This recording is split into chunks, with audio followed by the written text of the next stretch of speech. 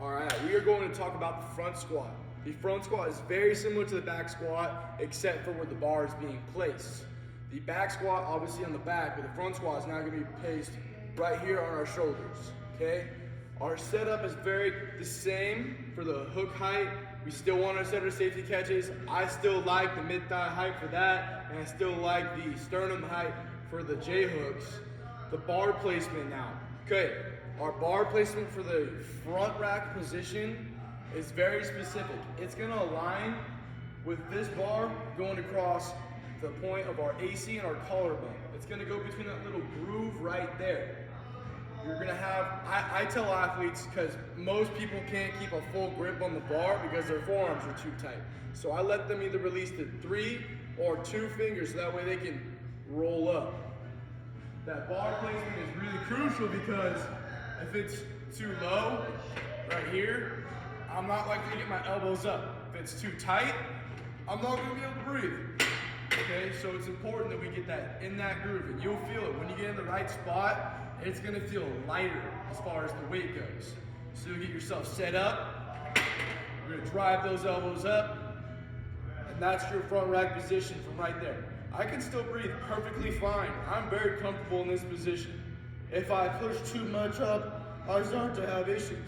So I keep it nice and rested on my shoulders, and my elbows are driven up. Okay? That is the bar placement. There's no interchangeables with that. It's very point blank.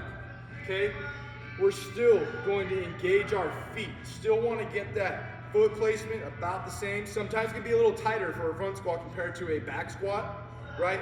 Front squats can be a little tighter because you're trying to, this is very closely related to a power clean. It's going to similarly replicate that because when you catch a clean, you're in a front squat position. So we want this to transfer over for our cleans, our explosive movement. That's really useful for sport. So get that foot placement very similar. I'll have athletes, when they're in a front squat and they're unfamiliar with it, I'll tell them to jump and catch. That's where you're in a front squat.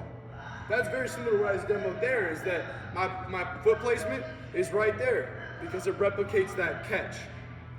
Still want to engage our feet, setting that arch like I've said before. Core engagement.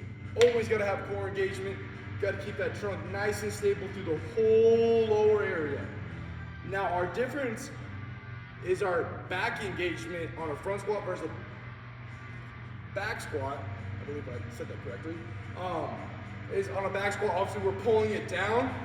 Now we're actually going to pull back and drive our elbows up. So a proud chest is kind of how I like to say it. If you see someone slumped over, you know, they might not be a little proud, they're a little shy with their squats. We want to get a nice proud chest with those elbows up. We want to prevent T-spine flexion because this is going to be a leak of power through our spine. We're taking load through our spine compared to letting it transfer down to our lower body. So we want to keep that nice and engaged. So instead of pulling down, we're pulling back with our elbows up. So it's a slight difference there. So I'll show you a demo. I'll face out for this. Get that bar placement. So I always go about thumb away from the center knurling on front squats. I go 2 fingers. I get that bar placed. I brace and I pick. Then I get my feet placed. I engage. I drive up, pull back, and I start my squat. Okay? Now notice, if I don't engage my back correctly, and I let it fall down, that bar is going to be resting really strongly on my hands. I need to keep it up so it's staying more on my trunk. So I'm driving up, my back's engaged. Okay, let's say my arch kicks, just like the back squat. Come down, my knees might go here. I'm not going to get a lot of glute tension compared to this. I feel a world of difference. So keeping those arches set, allowing those knees to stay out, the force to transfer through. Those are probably the 2 biggest cues you'll see on a front squat, is someone's arches will be caving in, their chest will be coming down, their elbows will be coming down. You got to really coach setting that arch and really coach that back engagement and keeping the elbows up.